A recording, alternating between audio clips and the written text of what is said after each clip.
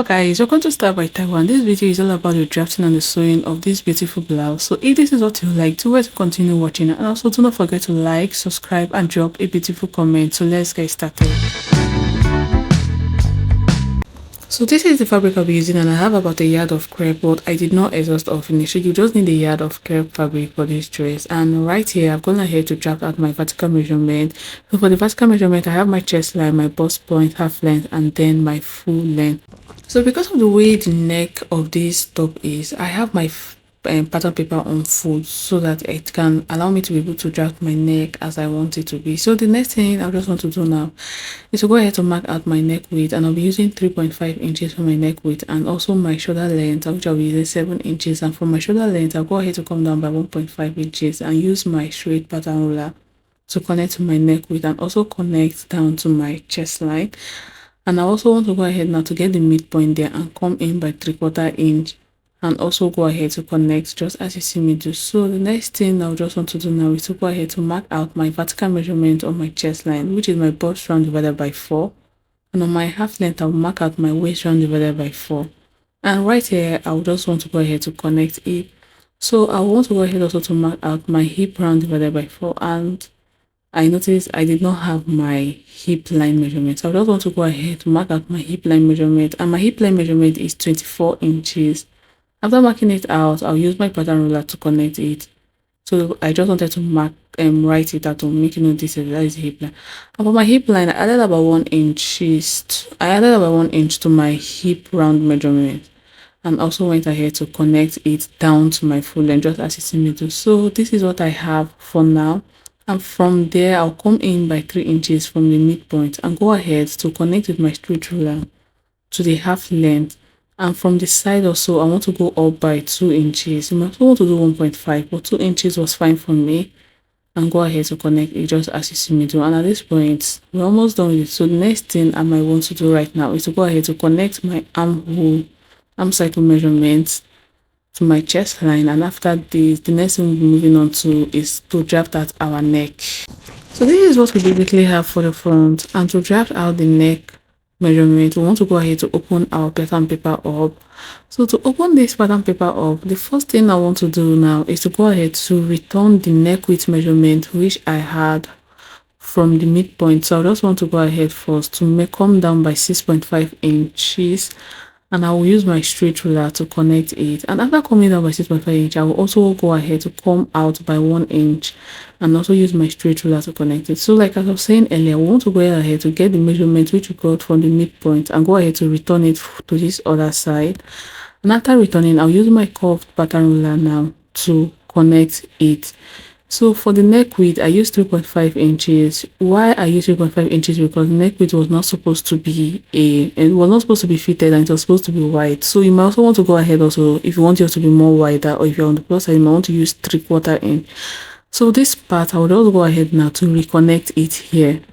And this is how we'll go about for our slant, and which our button is going to be here. So at this point, we are done with the front, and what we'll be doing now is to proceed to the back. So for my back, everything which we did for the front is going to be the same thing which we're going to be doing for the back. Both for the vertical measurement, everything is going to be the same. So the only difference between our front and our back is the neck measurement, and which I just want to go ahead to explain that alone. But every measurement which we did for the front is same with the back. So for this back neck width, we'll be maintaining the same neck width for the front of 3.5 inches. And I also want to go ahead to come down by 1.5 inch. And go ahead to connect with my pattern ruler. So that's basically what we're going to be doing for the back. And next thing we'll be doing now is to go ahead to cut out.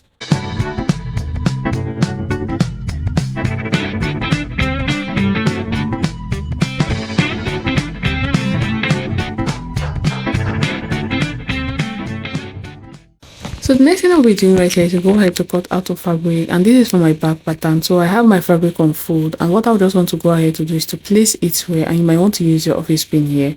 So for my hem, I'll be adding about 1 inch allowance, and for my side, I'll be adding about 1.5 inch allowance. I'm moving on to the armhole part and to the neck width, and also to the slanted part. I'll just be adding about 1.5, and next thing I'll do is to go ahead to cut out.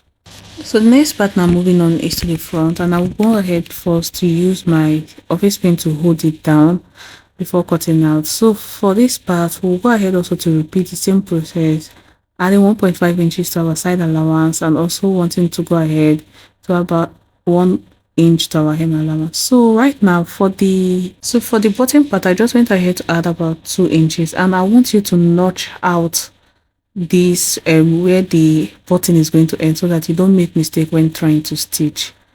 So right now we'll just want to go ahead to go to the other part of our, so we're moving to the other side of the front pattern, and I also want to go ahead to place it and also use my office pin to hold it down. So I'll just want to state again, please, when trying to cut out, do well to notch out where the neck width stop. I also went ahead to add about 2 inches down, so just do it to stop and notch out where the neck width stop, and this is what we have after that. So when cutting out for the front, so our 2 inches allowance which we get for the button is just supposed to stop at where the button is supposed to end, while moving down from the half length down it's just supposed to be half inches. So I just went ahead to adjust that, so please just do it to correct that. What I have to do now is to cut out my facing. So this is what the facing for this other part look like, and my facing, I had about 3 inches width for the facing. My facing width is 3 inches width. So I just want to go ahead now and sew this round, and you also want to go ahead to fold your facing. So to fold this part of the facing, you want to go ahead to notch that part out so that it can enable you to fold. So because my fabric is thick, I'm not going to be using a clothes gum on this, but you could also want to go ahead to use a clothes gum. And again, on this bottom part, I went ahead to gum it with a clothes gum there. So this is the other part of my facing, and I'll just want to go ahead, not also take note again of this neck width part, and go ahead to notch it out and go ahead to sew in by ½ inch round. So I'll do this also, notch here, and also go ahead to, so it can enable me to fold out and fold round. And also for the back, I went ahead to also cut my facing, and this is what the hem facing looks like, and also the neck width facing looks like. So right here I'm done sewing my facing, and next thing we want to do now is to go ahead to press well and also join the shoulders together. So to join the shoulders together, just watch as I place this. So you just want to go ahead and turn it over like this and sew by ½ inch, and you want to go ahead also to repeat the same process for the other part. So I just want to go ahead to show you what this looks like. Go ahead, press it and sew in by ½ inch. So after doing that right now, so the next thing I want to do now is to move on to my sleeve. So for my sleeve, I'll be using a bias to turn it over. So I'll go ahead to sew my bias to it. So after sewing your bias, you might want to go ahead to tack, or you might also want to go ahead to top stitch, but for me I will be top stitching for mine. So right here I'm done with that. I've gone ahead to also sew my neck width and also go ahead to sew my bias, and the next thing we'll just want to do now is to go ahead to sew the sides after this. And after sewing this facing, you might also want to go ahead to either use your hemming gum or you want to tack it, so which other way which suits better for you. So after that, I'll go ahead to join my sides by my sewing allowance which I left, and we're done with the blouse, and the blouse is going to be ready. And the next thing after that, you just want to go ahead to do your buttonhole and fix your button. So thank you for watching, and also please do not forget to like, do not forget to subscribe, and drop a beautiful comment. Thank you.